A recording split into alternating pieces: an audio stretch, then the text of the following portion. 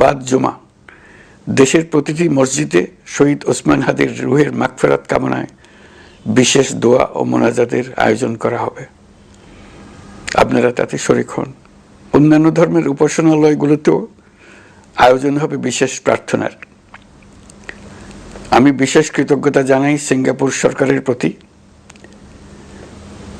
যারা হাদির চিকিৎসা অত্যন্ত আন্তরিকতা ও পেশাদারিত্ব দেখিয়েছেন।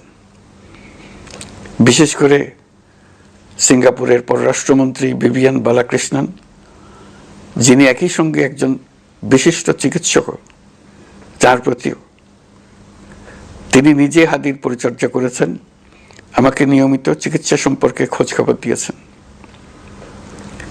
এই নৃশংস হত্যাকাণ্ডের সঙ্গে জড়িত সকল অপরাধীকে দ্রুত আইনের আওতায় আনা হবে এবং তাদের বিরুদ্ধে সর্বোচ্চ শাস্তি নিশ্চিত করা হবে। এই বিষয়ে কোনো ধরনের শৈথিল্য দেখানো হবে না। বিপ্লবী রক্তে উজ্জীবিত তার কর্মের মধ্য দিয়ে তিনি শুধু প্রতিবাদ নয়, দেশপ্রেম, ধৈর্য ও দৃঢ়তার অনন্য দৃষ্টান্ত রেখে গেছেন। আমি দেশের সকল নাগরিকের প্রতি আন্তরিক আহ্বান জানাচ্ছি, আপনারা ধৈর্য ও সংযম বজায় রাখুন। আইনশৃঙ্খলা রক্ষাকারী বাহিনী ও সংশ্লিষ্ট সংস্থাগুলোকে পেশাদারিত্বের সঙ্গে তদন্ত কার্যক্রম পরিচালনা করে সুযোগ দিন।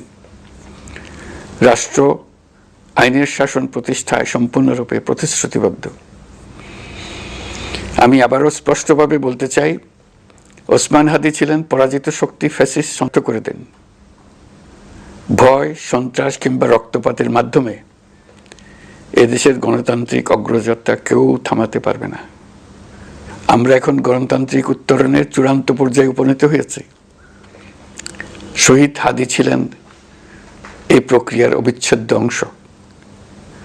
তার একান্ত ইচ্ছা ছিল আসন্ন নির্বাচনে প্রতিদ্বন্দ্বিতা করে নতুন বাংলাদেশ বিনির্মাণের পর তার এই মহতী ইচ্ছা অপূর্ণ রয়ে গেল। তার স্বপ্ন বাস্তবায়নের দায় আজ সমগ্র জাতির কাঁধে ন্যস্ত। আগামী দিনগুলোতে আমাদের সবাইকে ধৈর্য, সংযম, সাহস ও দূরদর্শিতার সঙ্গে এগিয়ে যেতে হবে, যাতে নির্বাচন ও গণতন্ত্রের শত্রু ফ্যাসিস্ট সন্ত্রাসী অপশক্তিকে চূড়ান্তভাবে পরাজিত করা যায়। এই শোকের মুহূর্তে আসুন আমরা শহীদ শরীফ ওসমান হাদির আদর্শ ও ত্যাগকে শক্তিতে পরিণত করি, ধৈর্য ধারণ করি, অপপ্রচার ও গুজব